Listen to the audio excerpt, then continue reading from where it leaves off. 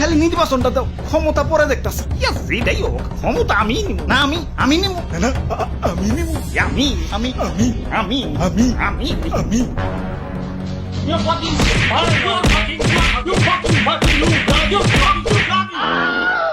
আচ্ছা মারামারি করে লাভ নাই, যোগ্যতা ধামো মাঠে। আমি 10,000 মানুষ নিয়ে মিছিল করবো, আমি পারি না?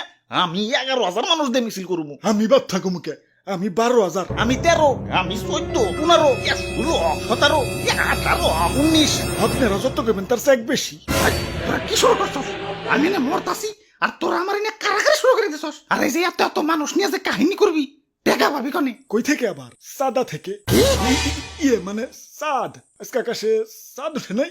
আচ্ছা ধরলাম কোটি কোটি টাকা খরচ করে শোডাউন করবা, আরো কোটি কোটি টাকা খরচ করে নির্বাচনী প্রচারণা করবা, কি আর হইবে? বড় জোর মন্ত্রী, এমপি, প্রধানমন্ত্রী। সেদিন গবেষণা করে দেখলাম একজন প্রধানমন্ত্রীর বেতন ভাতা মিলিয়ে মাসিক ইনকাম 3 লাখ টাকা, আর এমপির বেলায় সেটা 1.5-2 লাখ। এখন এই 1.5-2 লাখ টাকা বেতনের জন্য এত হাঙ্গামা কেন? আর ক্ষমতা তো মাত্র 5 বছরের জন্য। 1.5-2 লাখ করে মাসে কামাইলে 5 বছরে কামাইবা মাত্র 1-1.5 কোটি।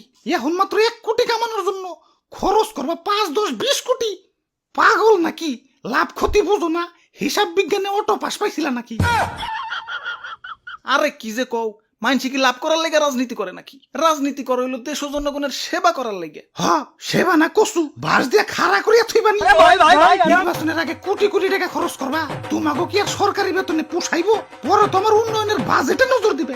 পরে দুর্নীতি তো কমবই না, উল্টা আরো দুর্নীতি প্লাস বি হলুস করে রয়ে যাবে। না ভাই, যা করবার আইছি তাই করি। আমি মরি গে। রেডি? 1, 2, 3। কিরে মরি না কে? আরে তোরা কারা? আমরা জনগণ, আমরা তো আপনারা এইভাবে মরতে দিতে পারি না, আমরা আছি আপনার সাথে। যাক এখন তাহলে একটু বাঁচার স্বপ্ন দেখা যায়।